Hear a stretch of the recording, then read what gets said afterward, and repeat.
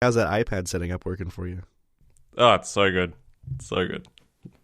I was actually just thinking before, um, you could never like not hit record like you might on a Mac because like you'd have like five windows open and you might have something in full screen and then you forget to go back to QuickTime or whatever and hit record. But on an iPad, it's like I've got Ferrite and I've got notes and it's pretty bloody obvious what's happening. Nice. So yeah, I love we, it. we have had that issue before. Only on like the most important interview we ever did. Cleverly edited so that no one noticed. That actually was pretty cleverly edited. I Thank didn't you. know. I couldn't notice. No, well, I think there's only like maybe three times that I spoke that had to be edited out, and then like very minor knock-on effects in after that as well. That's was just lucky then. Yeah, it's not like I introduced a whole topic. That would have been disastrous. So how's your week been? Good. I've got some very exciting news. I just bought a new iPhone. Well, not new. Oh, New to really? me iPhone. See if you can guess what it was. Okay. Keep in mind that I'm not on the new iPhone hype train. Right. Yeah, I didn't figure it was a new one. And it's also not a, I guess, generation in quotes that I've owned before. Oh. An 8? No, actually, that's a good guess. But no, I don't think I'd ever buy an 8. Okay. It's an SE. Generation. You got an SE?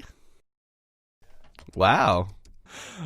I have been kind of lusting after the SE for so long.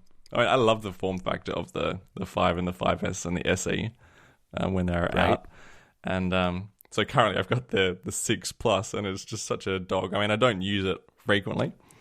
Right? But I just, I just want that, whatever the next gen processor is. Is it an A8 or A9 in the SE? I can't really remember. But I know it's like the I've lost 6S track. processor in this Yeah. sweet little form factor. With 4K video recording and I don't know what size the screen in. Was it 4.8, I think? The SE has 4K video recording? Yeah. Wow. Isn't that amazing? That is amazing. It's such a sleeper phone. But anyway, I can't Yeah. wait to start using it. Well, one of our topics today might excite you then. That's right. How's your week been before we get into it? It's been all right. I've been doing a lot of car shopping. As in parts for the car. No, another car. Okay. So I Nice. got my fun car, and Mhm. I bought that with the plan that the car I'd been driving, it's been reliable, and I've been driving it for like the last 6 years or so. But it's not quite big enough to fit my whole family in, Mhm. and so I wanted to get something with 3 rows basically to fit all of us in, and but I didn't want to drive something with 3 rows every day, so I said I'm gonna buy myself a fun car, and that was my Camaro, and then I'm gonna sell the car that I drive every day and find another, a larger car for all of us to fit in. 3 rows. So So, that we- you got the Tesla X. I mean, Man, if only. yeah. Even the Model S has a 3rd row, kind of, if you like those jump seats in the back that you got to climb in through the hatch and sit backwards. So, but I'm having a heck of a time, and the dealerships here are crazy. I usually always buy cars. Well, I always buy cars used. I don't ever pay the markup for a new car, but I also usually go like through eBay or Craigslist when I'm searching for cars. But I was hoping to find something a little closer to new, like with maybe 10 to 20,000 miles on it. Mhm. It seems like my best shot for that is going through a dealership, and dealerships have like really aggressive sales practices, which isn't new news. But like some of the dealerships in town, like just to view their inventory online, you have to give them your contact information. And I've just been getting harassing calls for like the last week just because I looked at their cars online once. I've experienced this firsthand within the month, actually. Oh, really? Yeah, I've been toying with the idea of replacing the car. So I went into a Volkswagen dealership and kind of just to get a feel of what was available. And there was like a demo model there for a pretty decent amount off the new price. Mm-hmm. And so I was like, all right, I've got this car to trade in. Like, what trade-in value can you give me? And we were kind of not like bartering a price, but I was still just trying to feel out what the final price would be. And he said, he was kind of classic salesman tactics. At first he started making me feel bad when I started kind of pulling away a bit. And then he offered, why don't we take this price that you want to my manager? All you have to do is sign this form with the price written down on it. And of course, like, I'm always definitely 100% against signing anything unless you're actually making a purchase. So after a few more questions, it became clear that if I signed this form, I'd bought the bloody car. Like, in my mind, I was still in this like bartering phase, and in his mind, or at least according to whatever he was taught in salesperson school, like turn the bartering into an unconditional purchase of a car. And then, of course, I left the dealership and then got a call every day for the following 2 weeks, which I happily ignored. Right. Yeah. Not having any experience with this, I actually, like, ahead of time, like, sat down and watched some YouTube videos, like, how do you deal with car salesmen? Like, what's the best way to haggle, or just even to, like, wade through the bullshit? And, like, just, like, watching the videos of this is how you handle a car buying, like, scenario made me really just not interested at all in going into a dealership. It is so much more pleasant buying privately, isn't it? It really is, yeah. I mean, I'm sure everyone is hiding something about what they're selling and everyone wants the most money, but I still feel like you get more honesty out of just person to person than these people who sell cars for a living and are experts at, like, twisting words and trying to get things to work in their favor. There are honest members of the general public left, but there are no honest car salesmen left. That's right. Salespeople.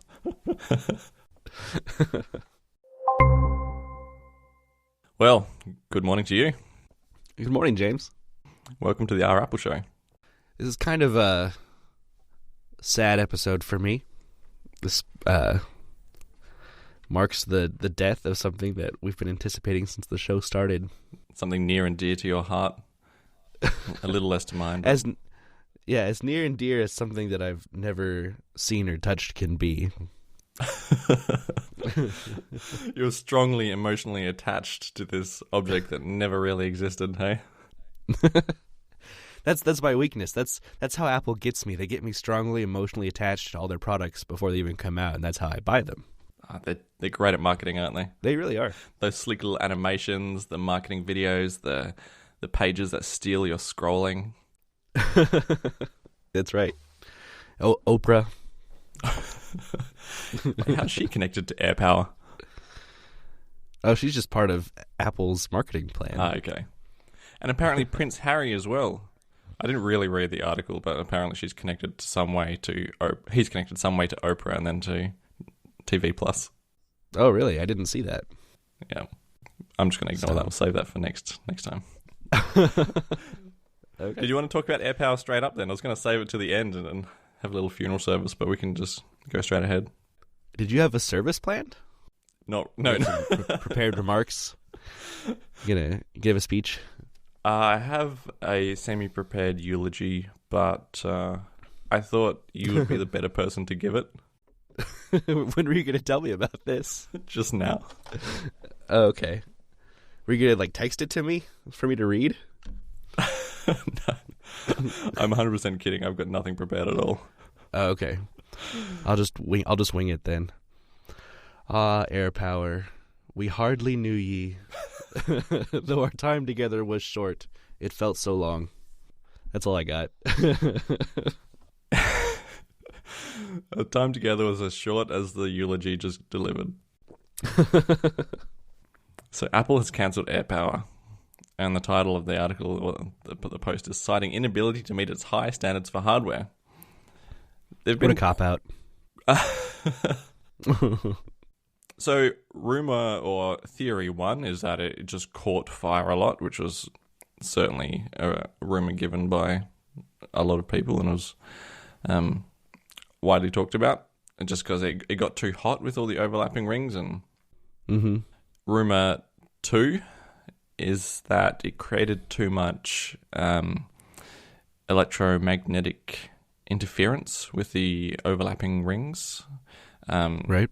such that they had like working prototypes and working models, but once they tried to do something like get FDA approval, then it was just generating too much of this interference to possibly be shippable. So there were some interesting articles about how overlapping chi rings are kind of create exponentially greater interference or frequencies as they overlap. And of course, Apple's trying to overlap, what was it, like 32 of them? And so it just became... The number bounced around, but yeah, it was high 20s to low 30s. Yeah, right. And it just became like a hazard to anyone walking past, say, with a pacemaker or general medical equipment. I'm not sure what other problems you might have around the home with like high levels of EMF, but that was the other reason given. I think I'm leaning more towards that one, honestly. Like if I had to put my money on which the problem was, I feel like Apple wouldn't have been getting so ready to launch AirPower if it was still catching on fire a bunch. But I think that not being able to get the interference past regulatory clearance makes a lot more sense for why it kept seeming like it was getting closer and then finally dropped. I actually had it the other way around in my head. So, oh, really? Yeah, I mean, if they were producing these and they weren't catching fire, and the only problem was that they couldn't get approval for them, they would know for a long way out that it's still creating this interference. Like, this is measurable. So it's not like, they had the final design and it was not creating much interference, and then suddenly they, started producing it and it was creating the interference. Right. So keeping in mind that they seem to have cancelled it incredibly last minute, I would have a guess that, they were ready to ship them and then one of the prototypes just, caught fire somewhere. And then Tim Cook was like, that's it. To the grave with you. Man, how close would they have to be to catching fire? Like, if one just caught fire out of nowhere, that means they were all running incredibly hot. So for them to say, it's running hot, but it's good, we're going to ship it, and then one finally bursts into flames, I don't know. They just need to wrap it in metal. Although that defeats the wireless charging purpose, but that should keep it cooler and no interference. I was thinking ventilation, like fans maybe underneath it. Maybe increase the height of it to a solid half an inch. Yeah. Some, a heat sink, running fans, and maybe even a little warning that it should be kept in the fridge while using it. That sounds like an Apple product. Yeah, it just works. Asterisk in the fridge. It's either going to be too ugly to work well, or maybe even just ended up becoming so complex that it was going to have to sell for $400 and no one was going to buy it. Interestingly, I read that the company that Apple purchased that was actually creating this technology, basically the underpinnings of the Mac, it was purchased incredibly close to when it was actually announced, like WWDC 2017. So close that they couldn't have possibly had a solid understanding of how close this was to a shippable product. Yeah, I had read an article a couple weeks ago when the AirPower cancellation was officially announced that had basically hypothesized that this company that Apple purchased kind of oversold what they're capable of and maybe got Apple more confident in the ability to make this product than they should have been. And so they went ahead and announced AirPower with the understanding that this company was able to do it, only to find out that it wasn't technically possible. Just like when they bought Texture and they thought they had a good product and then they found it was a bad product. I was thinking more, what was the Sapphire producing company they bought right before the 6S? Do you remember that? No, I don't. Oh, man. So there was a US-based company that manufactured Sapphire, and Apple purchased them maybe almost a whole year before the 6S came out with the anticipation of making the front glass completely sapphire. And stocks in this company rose like crazy because Apple had maybe not fully purchased them, but invested heavily in them with all their machinery and everything else. They had an exclusivity contract with Apple, and they're making a lot of Sapphire for these phones. And then as the 6S got closer and closer, they couldn't ever make their Sapphire pure enough to meet Apple's standards and to not have whatever imperfections. So Apple decided to kind of can that at the last moment. We obviously never got a Sapphire phone. But this company had an exclusivity deal with Apple where the contract said, we won't buy your stuff if it doesn't meet our standards, and also you're not allowed to sell to anyone else. And the company completely folded and ended up, there was like some kind of lawsuit about if the contract was legal, and I think Apple might have had to like either buy some of their equipment off of them or give them some money, but the company folded eventually. Wow, what a contract to enter into. I imagine it was reasonably commonplace to enter into that sort of contract because it's going to be a huge win if you can actually produce it. But what a risk. Yeah. So, yeah, it's too bad we never got the Sapphire phones. No, we're just stuck with the Sapphire camera lens, basically. Not the lens, the cover over the camera. Isn't that right? Yeah, it's not even very high-quality Sapphire. It's like half Sapphire, half glass. Like, enough Sapphire that it registers as Sapphire to a gem measuring tool, but not enough Sapphire that it's actually any harder. It still scratches at the same hardness level as glass. There goes my plans on collecting old broken phones and then making a mint off the camera glass. Apple kind of initially started this way, and I kind of always tried to continue the tradition in my head. When the 3S or the 3GS came out, Steve Jobs specifically said the S stands for speed. And when the 4S came out, they didn't necessarily say it stood for Siri, but then kind of like, I think it was maybe a year later, Phil Schiller, someone said, yeah, the S stood for Siri. Maybe just to like, someone's like, hey, is that what it stands for? He's like, yeah, whatever. Get off my back, stop asking the question. Yeah. And the 5S came out, and they've never had an official statement what the S stands for after that point. It's just kind of their cycle of products. But I always had it in my head S stood for like security or something because I had the fingerprint reader introduced to the 5S. And then in my head, 6S, the S was obviously going to be Sapphire. And then it went off the rails. No. Did you have a backup for that, for the Sapphire? A backup S for the 6S? Yeah. And then we're going to keep going after that too. Well, the only thing that came out on the 6S was 3D Touch. And it's really, really, like screen, maybe? That's a stretch. Sensitive screen. Sensitive screen. There you go. And the 10S is even harder. You can always just like go back to speed, like the original meaning for it. That's not a cop-out. That's fine in my book. S stands for really small increment. I do like Soynav's comment on this AirPower article. I'll miss the news about AirPower more than the product announcement itself. Yeah, what are we going to talk about? It's got to have made up like a decent portion of our topics since it was announced. I reckon it counts in the high single digits, maybe even double digits. Definitely. I think you could probably count on one hand the episodes that we didn't mention AirPower. Right. And did you see Guy Rambo's site, Is AirPower Out Yet? And it's just got Craig standing on stage in front of a big never on the background. I did see that. Did you see what he did for April 1st? No. Oh, it said yes, and it had a picture of the Apple Store with like a very realistic listing for AirPower. Oh, wow. Oh, yes. No, I did see that. I didn't realize that's where it came from, though. That's awesome. Yeah. So, yeah, I didn't want to believe it initially when it was announced. I even texted you. I'm like, no, this has to be an April Fool's joke. They're going to launch it on Monday. You were so sure that it was coming out that you had to go. Well, you can tell it. I drove.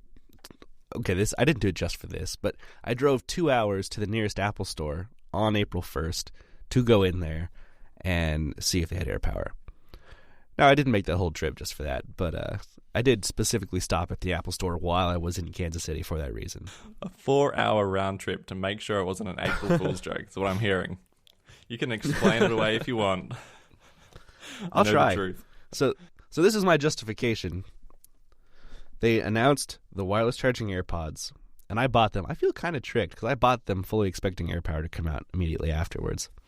But then also, the latest versions of iOS had the air charging animations brought back, and the new wireless charging AirPods cases have the AirPower pictured on the back, and AirPower specifically mentioned. Now, those were produced like 6 months ago, so maybe not as solid of a justification as I thought. But then Apple's website had new promotional images of AirPower like hidden in there that were uncovered, and I don't know. I just figured there's no way that we were getting this close, and they were ramping up and getting ready to launch AirPower just to cut it off at the last minute. Everything pointed to it being released. Even John Gruber on Daring Fireball posted a little article. AirPower feels like a Friday afternoon product. This was posted on like a Wednesday or a Thursday. But clearly someone had just told him, like, brace yourself for an announcement, and then he read that as it's being announced, not cancelled. Exactly. Whoops.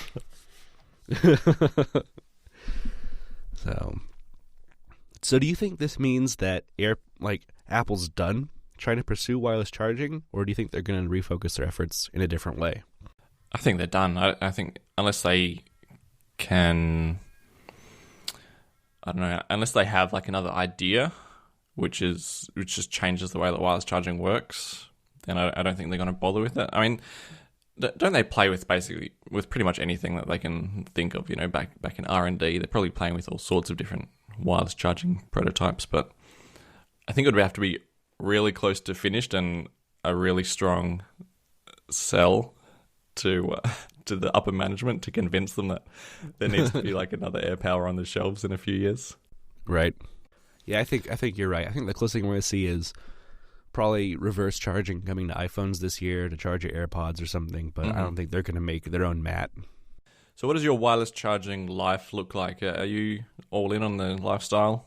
What does it look like in your house? Yeah, I'm all in. You should see my headboard. It has 5 or 6 wireless charging pads just on my headboard. I was really looking forward to AirPower. Right.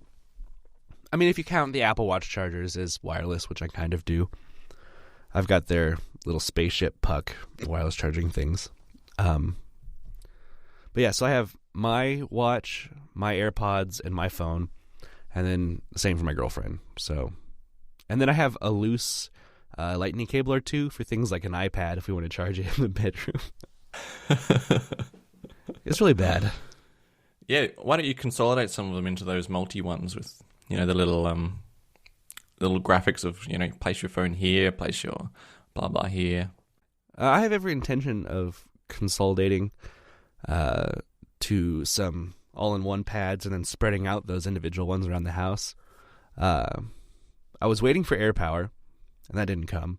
And then, like, all the really good ones immediately sold out after the AirPower announcement was made. Do they really? I didn't know.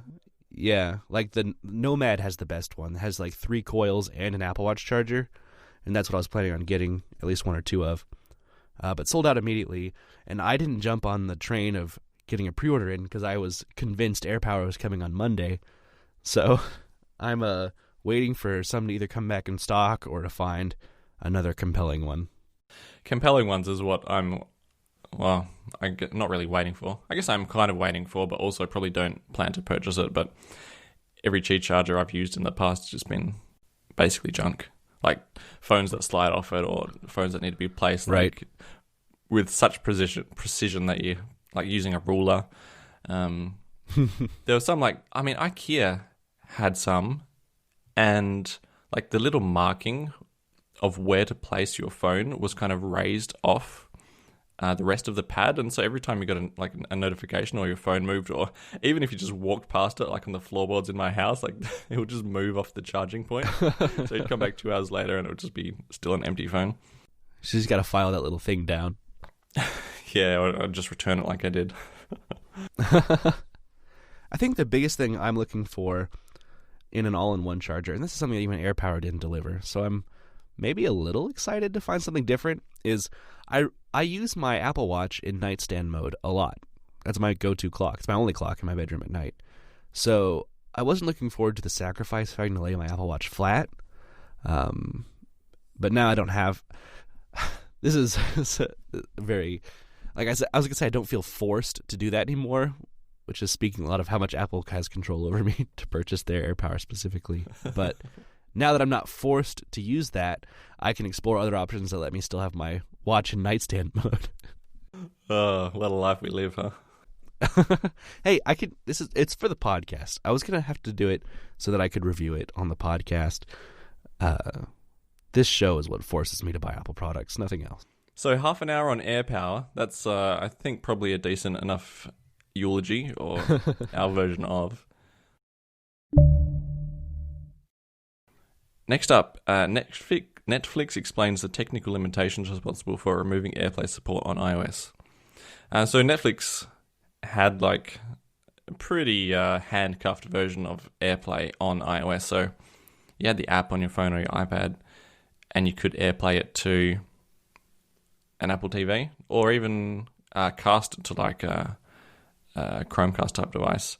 But the catch there, and the reason I never used it, was that the thing you were AirPlaying to had to be signed into the same Netflix account as you're signed into on your phone. Oh, really? So I wasn't aware of that. Keep in mind that I've only really done this like a couple of times, and this was probably a few years ago. I don't know if the situation has changed since then, but I always found that every time, like whenever I wanted to AirPlay Netflix from my phone to something, it was in a situation where the device receiving like the stream was not going to be signed into my Netflix account. It was going to be signed into someone else's Netflix account. And that was like the whole reason behind doing it. And then you get a warning that I know both devices need to be signed into the same Netflix account for you to do this. Again, that could be very wrong. Maybe that's just a cast thing and not an AirPlay thing. But let's pretend that was the case for now.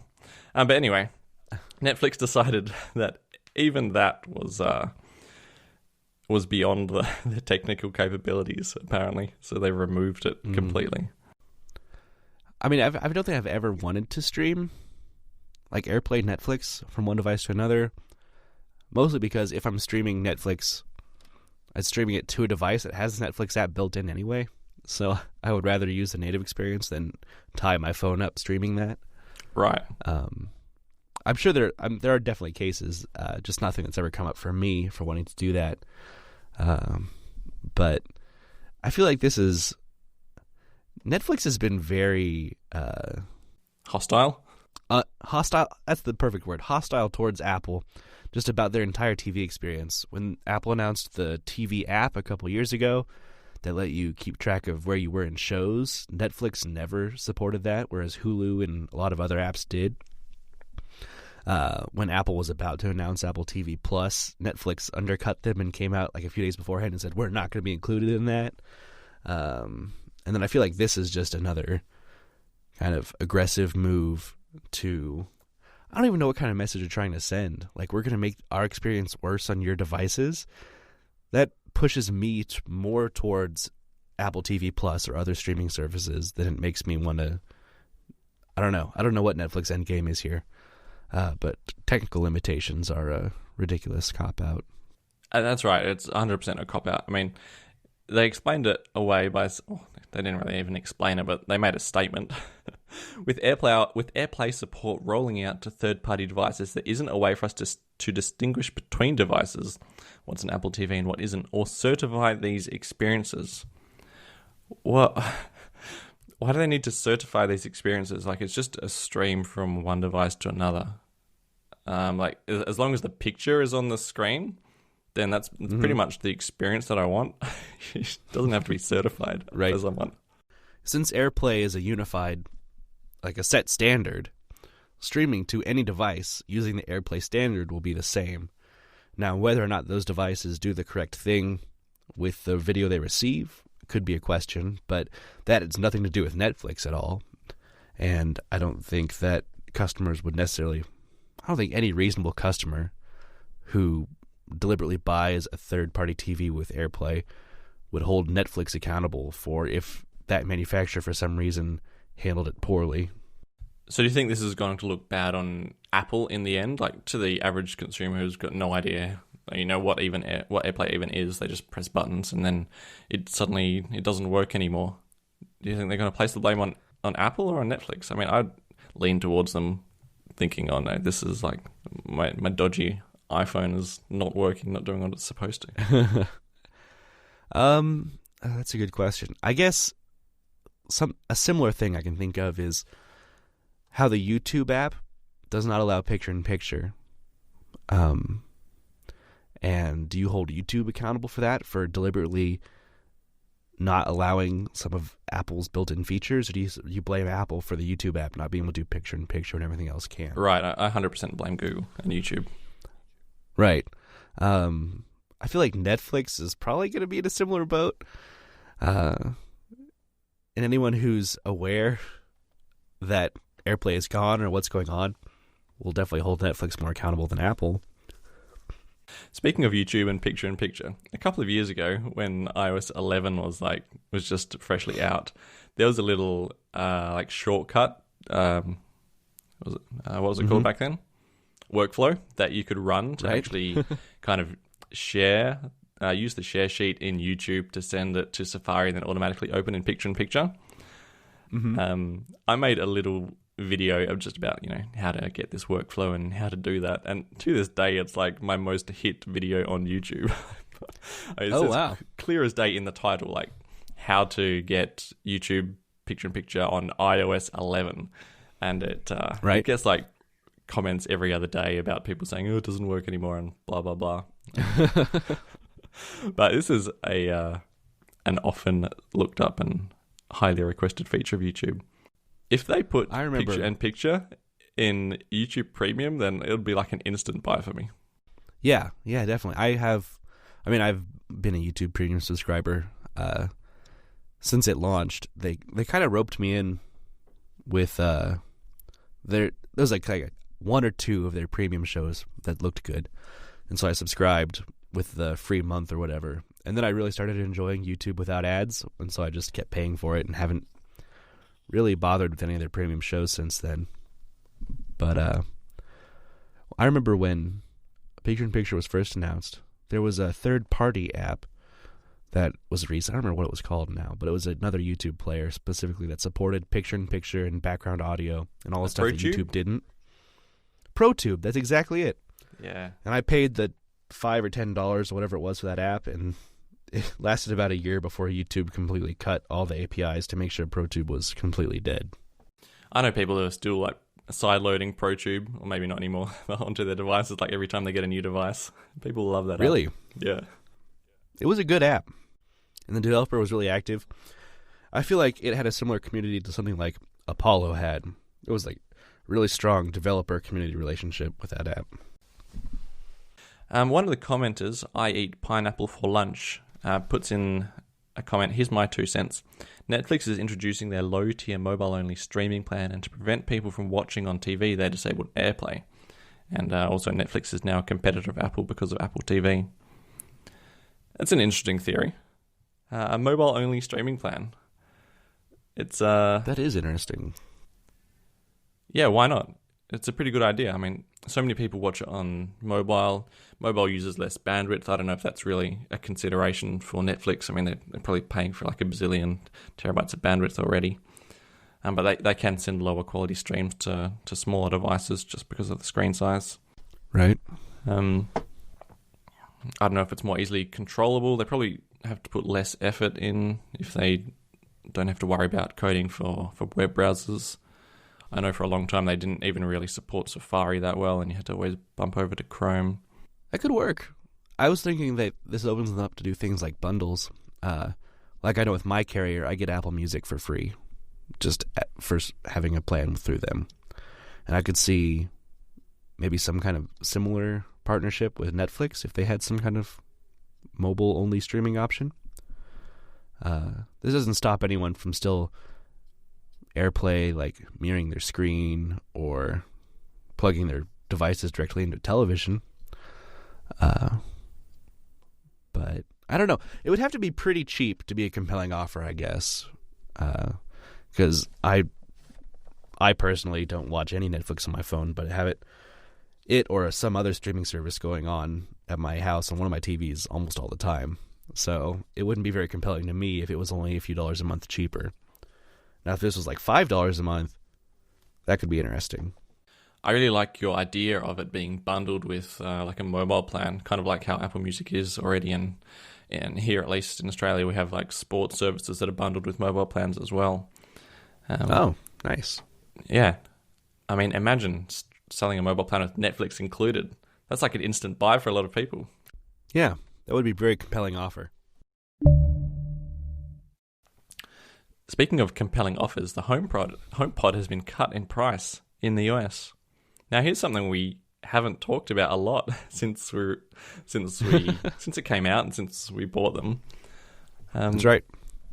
But I have a 90% strong love for my HomePod and a HomePod. Not sure why I can't say that today. And then also like 10% of pure hatred. But the love certainly outweighs the hatred for it. I'm in a very similar boat. I've got a couple HomePods, and I love them for their audio quality and how well they're able to fill the room and the integration with the ecosystem. And even Siri is okay, maybe not even 90, 80, 85% of the time for the basic things I want to do, which is ask about the weather or control my smart home accessories is the big one. Turning lights on and off or adjusting temperature. My issue is that she periodically, like maybe once a week, loses connection to my smart home accessories in some way and have to completely unplug the HomePod and plug it back in for her to be able to control them again. That's annoying. I'm not sure if it's a common issue or not, but just to be like once a week, I'll say, hey, turn the living room off. And she'll say, hold on, working on that. And just be like, over and over again for like 20 seconds and said, I'm sorry, I can't do that. And then no amount of time afterwards. You could leave it a week and she still won't be able to do it until you unplug it and plug it back in. What sort of home accessories do you have that are failing to respond? It's mostly lights. Lights are the biggest inconvenience. Are they Hue lights? In fact, the only smart home. They are Hue bulbs, yeah. Well, personal experience, I've got the same setup, HomePod plus Hue lights, and my HomePod has, I don't think, ever lost connection to the lights. Really? I mean, I'd have to... Yeah, no, never. Well, not for a long time, actually. No, I'll take back never. When the HomePod first came out, I would occasionally have things like that, but certainly not in, like, the last year. It hasn't been an issue I've ever had until I've moved into this house. And I have hypothesized that there's just a weak connection between my hub, my, like, Hue hub, and the HomePod directly. I mean, my Hue hub is sitting right next to my router, so it should have a strong connection to the internet, and I assumed that Siri and the hub connected and spoke over the internet and not directly, because they are kind of like far separated across the house in that respect. But I figured there was no way they weren't communicating over the internet to each other. Well, if your HomePod can stream music all right, then it's probably got a reasonable enough connection that you'd hope it would be able to send like a few packets to the Hue hub. Right. Yeah, it has no issues there. So, I'm not sure what it is. Maybe it needs a software update. I have had trouble with updates on the HomePods in the past, so... Let me start with the things I like about my HomePod. Yeah. It's just a speaker that's always there, and it always basically plays decent sounding music, and I never have to think about it. That's pretty much it. And there's nothing to mess with. Like my biggest, this is probably maybe a strange annoyance, but like systems that I've had in the past, I'm always messing with them. Like, oh, it's got an aux in. What else could I plug into here? Maybe I could get like FM radio going on it. That could be fun. It's got like a few like speaker outputs. Maybe I could add something else. And it's like a never-ending project, I guess. Eventually, it gets old. But the HomePod is as it is, and there's kind of nothing you can do with it. So there's no temptation to try and improve it, except to buy another HomePod, which I think that the look that my wife would give me if I did that was kind of discounting that idea straight away. But that's a a great statement. My favorite thing about the HomePod is there's nothing you can do with it. Yeah, and that was like one of the main complaints when it came out, right? There's no aux in. But I do have the odd problem, namely Siri, like personal requests. That's when you ask it to send a message or set a calendar appointment. I very, very frequently get your iOS device must be on the same network, and like it's in my hand or very close by, and it just doesn't work. And also running shortcuts on it, I very frequently get there was a problem with the app. It's just kind of the error message it returns when I try and run a shortcut most of the time. So besides those two things, it's pretty much the perfect device for me. I don't use my HomePod for personal requests very often. Like the main ones out in my house have it turned off because the kids like to talk to Siri, and the last thing I need is them calling someone or something on it. The one in my office does have personal requests on, and as far as making a phone call here or there, sending a text message, I've never had an issue. But I don't think I've ever tried to run a shortcut through my HomePod. So my number one shortcut is just play Overcast. So I use Overcast as my podcast player. Okay. And if you say that, then it'll actually start an AirPlay stream from Overcast on the phone and send it to the HomePod. And then Overcast is really well made with this shortcut, whatever you call it. Is like a Siri integration, and it will pick up either the last podcast you were playing if it wasn't finished, or the next one on the list. It's like a million times better than actual podcast Siri integration of like the official podcast app. But the fact that you can do it on the HomePod and get it to automatically start an AirPlay stream from your phone, it's really good when it works. You know who else could probably make something like that? Skype. Instead of filing a lawsuit and making the silly cartoon about how Apple doesn't let us use the HomePod. Really? I did not see that. Please explain. Or don't, if you don't want to. You'll have to watch it. Spotify filed a lawsuit against Apple for unfair practices, mostly regarding the App Store. They're saying like it's not fair that we have to pay part of our subscription fees to you if our customers buy through our app instead of our website, and it's not fair that like Apple Music gets preferential treatment and things like having an Apple Watch app or working on the HomePod. It's like these are things that you're just not doing, Spotify. But they filed this lawsuit and they made a accompanying website, and I'll Google it real quick. But it's like a cartoon animation that's supposed to sell the idea of this lawsuit to consumers. And I don't know, the way they sell their argument makes it sound like they just assume everyone doesn't have any idea how things work. Like Apple won't let us play music on the HomePod, or won't let us have an Apple Watch app, or takes extra long reviewing us, or they charge us this tax because we're on the App Store and we should be able to sell our apps not through the App Store. And yeah, okay. I don't know. I anyway, think when you started, you said Skype, and that's what confused me. Oh, did I? Yeah. Never mind. What? Microsoft is making funny cartoons against to anyway. Yeah. Okay. Spotify. Cool. I did see that. Yeah. Yeah. And Apple's probably not perfect, but they probably do need to change some things. But I just don't agree with how Spotify's going about it. Yeah, it's a little below the belt, you might say. I don't know.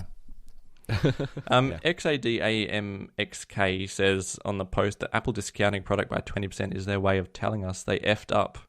I don't know what to think about this. I don't think the product is a failure, but it certainly might be priced too highly to become like a real hit. I mean, what other products have they reduced the price of after they've launched it? The original iPhone. Oh, that's true. Can you think of any others? Yeah. No. I forgot about the iPhone. Yeah, so, I mean, the original iPhone, I don't think that was an F-up, so... Yeah. Yeah, the HomePod is been kind of a disappointment in just maybe how little it disrupted the market. It kind of got the same amount of naysayers as things like the Apple Watch got when it came out. Apple's too late to this market. Their offer isn't compelling. No one's going to buy it. And the Apple Watch became the most popular wearable on the market by a long shot. And I think Apple and probably a lot of people were hoping that the HomePod would get a similar position, and it definitely hasn't lived up to that. I don't know. I just don't know if there's like a huge market for really good sounding speakers. I mean, a lot of people compare the HomePod to smart speakers just in general. Like, this is the product category from $30 to $300. You include the Google Mini and the HomePod in the same category. Right. You can certainly do that, but I don't think it's a fair comparison. I think a Google Home Mini is like an instant buy for a lot of people, and a lot of people I know have it just sitting in their house, but it's not to play music. It's just to answer questions about recipes and unit conversions and the weather and that, which the HomePod can certainly do. But right. I think it's in a class of product which isn't isn't something that certainly isn't an instant buy at that price. People don't go like shopping for home speakers all that often. I mean, I don't Right. plan to replace mine for like a decade, probably, unless like the HomePod 2, if it ever comes out, is like something incredible. Right.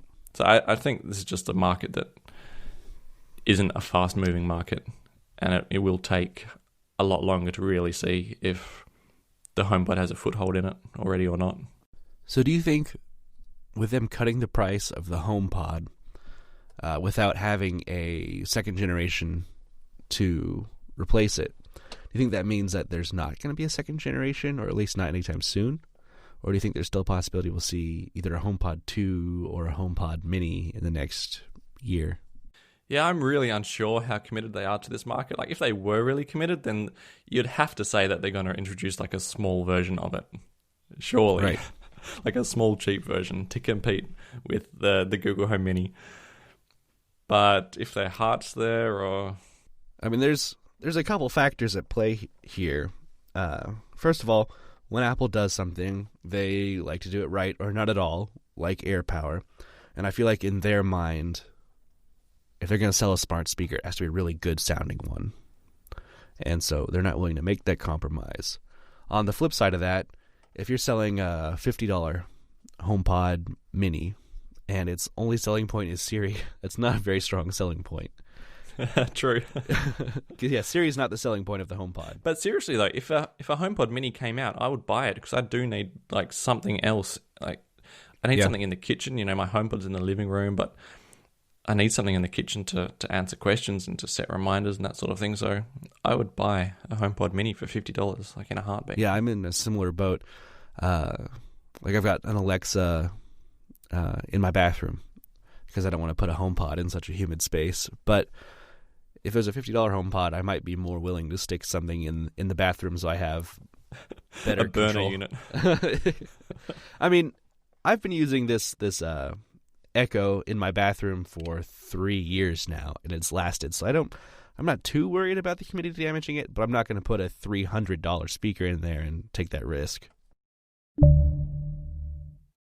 So there's a rumor that Apple's going to launch an iPhone XE with a 4.8-inch edge-to-edge OLED display with Face ID in Q3 2019. So this year, I'm guessing alongside the regular iPhone releases.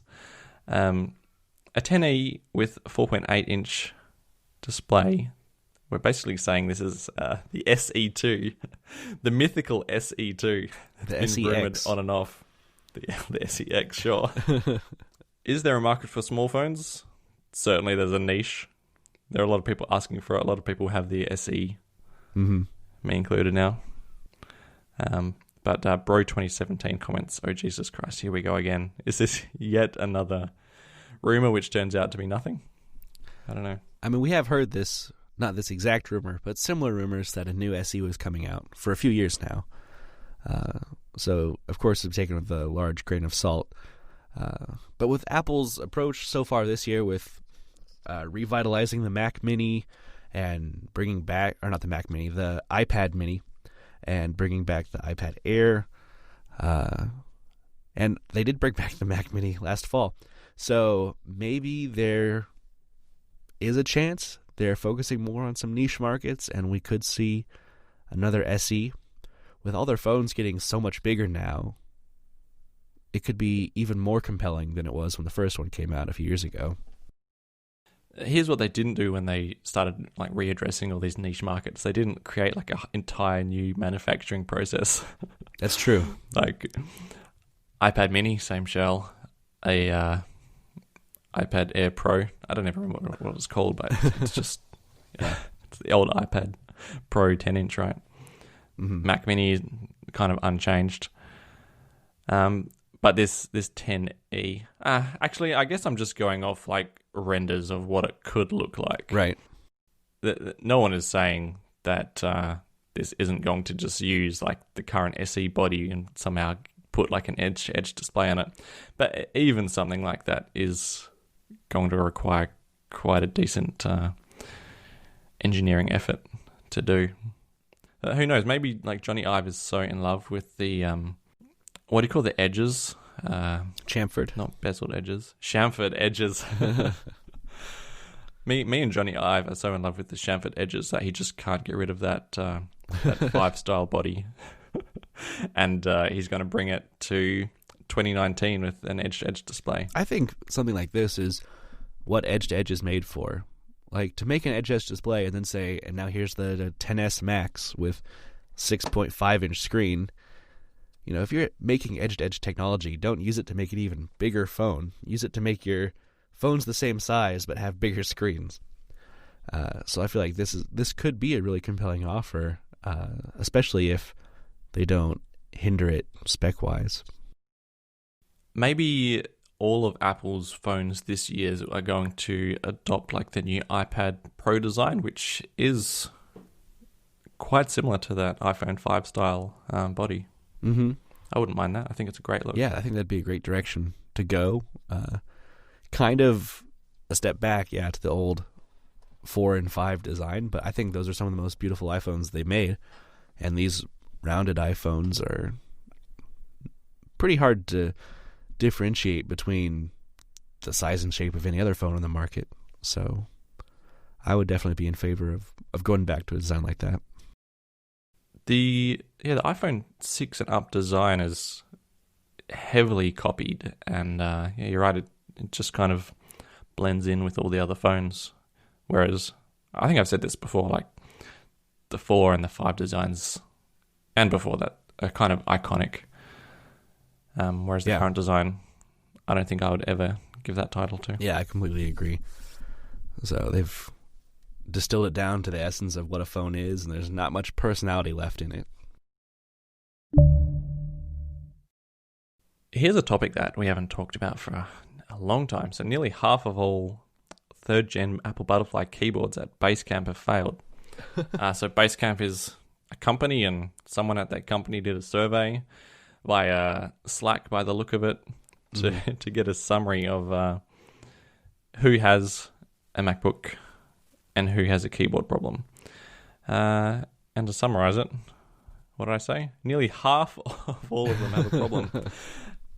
And the thing that was reported when this came out that I think is kind of unreported so far is that so many people just live with crappy keyboards. Like, the numbers that Apple have are based on people that bring their keyboards in for repair, but a lot of people don't do that. I can speak for myself that a lot. I had a bad keyboard, bad keys for a long time, just because I couldn't get to an Apple store, or I was waiting for it to be like really bad. Like I had 2 bad keys. I wanted 3 to be worth the trip into the Apple store to pay the parking and be without a Mac for 2 weeks while they repaired it and all that. Right.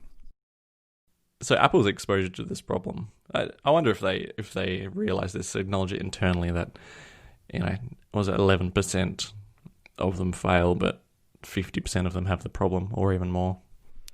Yeah, there's no way that they aren't aware of this, and they're just trying to minimize as much as possible for PR and also legal reasons. But I think that this has to be addressed. This has been the third generation, and really fourth or fifth year since the butterfly keys were first announced on the MacBook. 2015 MacBook was the first butterfly keyboard now, so 4 years. 4 years, yeah. There's just no way they haven't been internally working on the replacement for this, and we're going to have to see it this year, or Apple's going to be in a lot of trouble. I think they've already done like a decade of reputation damage to themselves. Yeah. Because as you know, like MacBooks are fairly, they hold their value well, and there is usually a very good resale market for MacBooks, but this is doing damage to that resale market and to everyone's opinion of Macs, and it's just going to flow over to their other products. I mean, it's unavoidable. The MacBook is like their most popular computer, MacBook Pro and MacBook. For a very long time, the MacBook Pro was the computer that the rest of the industry was judged by.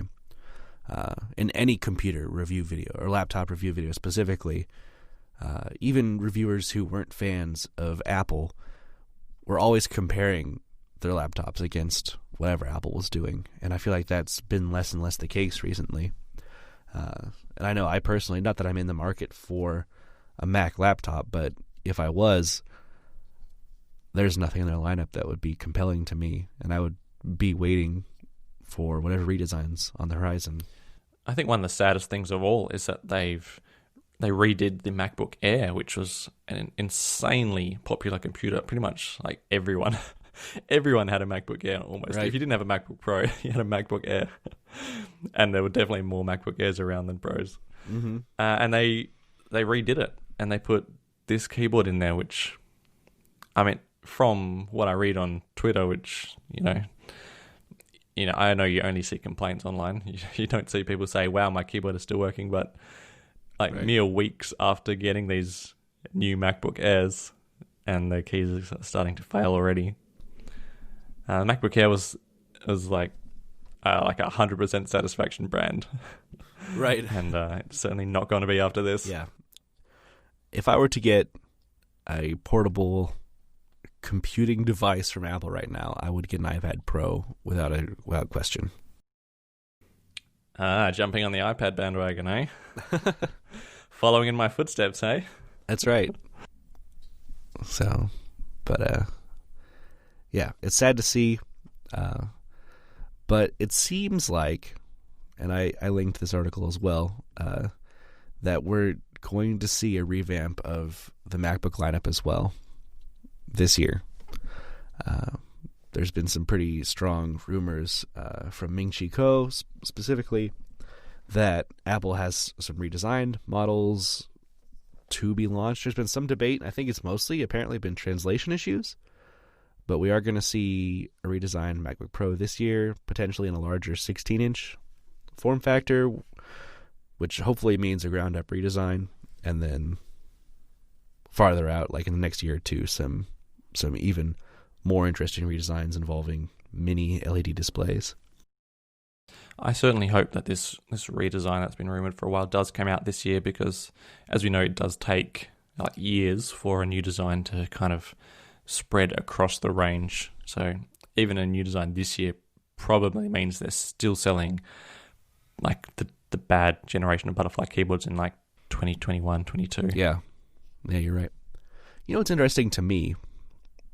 I have heard, I don't think any complaints ever of the keyboard on the MacBooks failing. And maybe I haven't been looking hard enough. But I wonder if that's a testament to, like, they got it right the very first time, or just no one has ever bought the MacBook. Yeah, no one bought the MacBook. All right.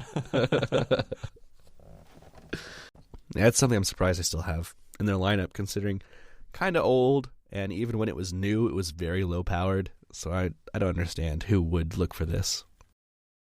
It's a niche, I think, and it's a really nice computer. It's so small and light and slow, but people do love them. Yeah.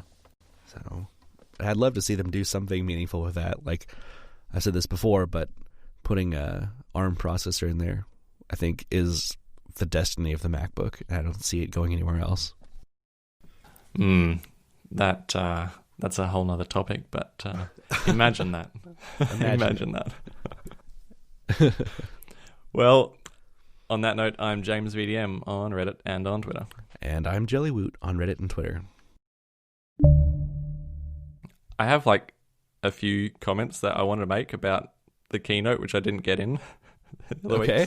because we ran like a mile over time already. Yeah. The first one is about Apple Pay.